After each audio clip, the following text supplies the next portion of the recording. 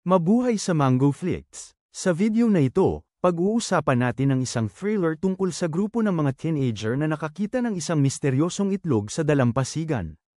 Nang mapisa ito kinabukasan, naging isang nakakatakot na halimaw. Kaya nilang makaligtas sa halimaw?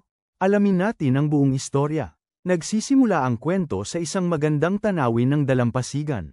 May grupo ng mga teenager na nagpi-party sa gabi. Sa gitna ng party, may isang lalaki na nagpatupad ng patakaran na bawal ang paggamit ng cellphone. Kaya kinolekta niya lahat ng cellphone at inilagay sa compartment ng kotse. Maya-maya, dalawang lalaki ang nagdala ng isang malaking bukol na puno ng uhog na parang itlog ng alien. Sabi ng mga lalaki, ang kakaibang bagay na ito ay natagpuan malapit lang sa dalampasigan. Hindi nila alam, ang kakaibang bagay na ito ay magdudulot ng kaguluhan pagsikat ng araw kinabukasan. Papalapit na ang umaga, nagising si Kelly. Maya-maya, nagising din si Mitch. Nasa bahay ng lifeguard sina Kelly at Mitch. Samantala, ang kanilang mga kaibigan, nakitang mahimbing na natutulog sa loob ng sasakyan. Doon, nakita ni Kelly ang nobyo niyang si Jonah, na natutulog kasama ang matalik na kaibigan ni Kelly na si Shonda. Hindi makapaniwala si Kelly na may relasyon pala sina Jonah at Shonda. Isang lalaki na si Vance at ang kasintahan nitong si Ronnie, ay nagising sa likurang upuan habang si Marcia naman ay nagising sa isang upuang pang-beach. Nakita ni Kelly ang isang ibon sa dagat na naghahanap ng pagkain hanggang sa bigla na lang itong nasipsip ng buhangin. Si Marcia, na inaantok pa, ay sumubok bumangon sa upuan. Agad na sumigaw si Kelly, pinagbawalan siyang lumapit sa buhangin sa dalampasigan, pero huli na dahil nakayapak na si Marcia sa buhangin at bigla na lang bumigat ang mga paa nito. Parang may magnet na humihila sa kanya papasok sa buhangin. Nagpanik ang lahat sa nakita nilang kalagayan ni Marcia. Nang mga oras na yon, sinubukan ni Vance na tulungan si Marcia. Mabilis siyang tumalon palabas ng sasakyan, pero bigla na lang bumigat ang mga paa niya hanggang sa masipsip din siya ng buhangin. Ang mukha ni Vance, na nakaharap sa buhangin, ay parang kinagat ng kung ano hanggang sa mapunit at dumuyugo. Di nagtagal ay lumubog at nawala sina Vance at Marcia. Nagulat sila sa pagkawala ng dalawa nilang kaibigan ng umagang yon. Plano nilang tumawag sa istasyon ng pulis, pero ngayon ko lang napagtanto na nasa compartment ng kotse pala ang cellphone nila. Si Mitch, na nagkaroon ng ideya na tipunin ang mga cellphone, ang sinisi. Bukod pa doon, palihim pala silang pumasok sa beach na hindi naman pala bukas dahil marumi ang tubig dagat. Sinubukan ni Jonah, na nasa kotse, na paandarin ito. Pero, naubusan pala ng baterya ang kotse at nakalimutan niyang palitan bago sila pumunta sa beach. Hindi na gumana ang kotse. Si Kelly, dahil sa pag-usisa sa nilalang sa buhangin, ginamit ang kamay para akitin palabas ang nilalang. Totoo nga, ang kakaibang nilalang ay hugis buhok at napakapayat. Isang kaibigan nilang si Gilbert ay kagigising lang mula sa tulog at nakakulong sa loob ng basurahan. Sinubukan ni Gilbert na makalabas sa basurahan sa pamamagitan ng pag-alog ng drum.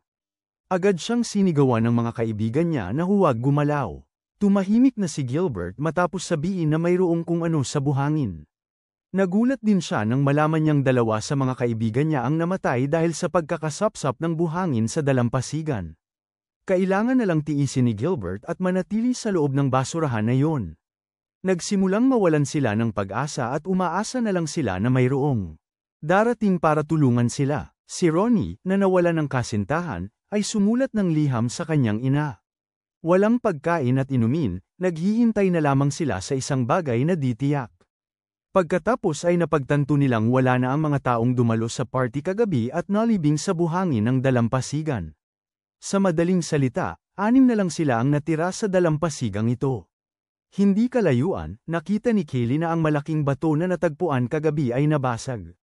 Napagtanto rin ni Ronnie na ang malaking bukol ay mukhang bagong napisa na itlog. Naniniwala sila na ang kakaibang nilalang sa ilalim ng buhangin ay malamang nagaling sa higanteng itlog.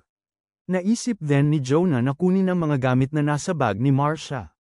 Sa likod ng sasakyan ay may 2 surfboard na magagamit ni Jonah na parang lockeran. Isa-isa niyang inilagay ang mga surfboard para apak-apakan. Nang makalapit siya sa upuan, ang surfboard na inapak-apakan ni Jonah ay gumalaw at lumipat palayo.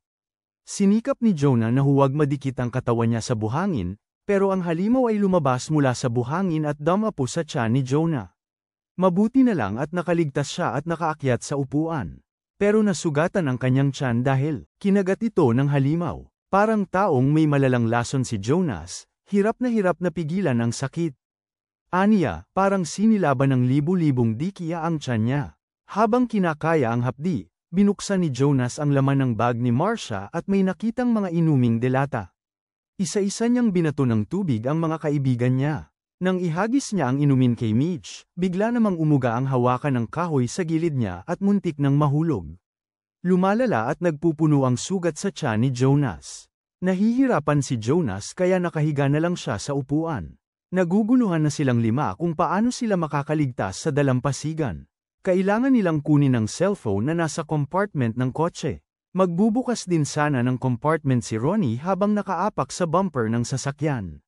Ngunit nang simulang bumukas ang compartment, biglang may sumigaw ng patrol car na walang tigil sa pagbusina. Bigla ring nadulas si Ronnie hanggang sa maipit ang kanang daliri niya sa compartment ng kotse. Ang lalaki ay isang lifeguard.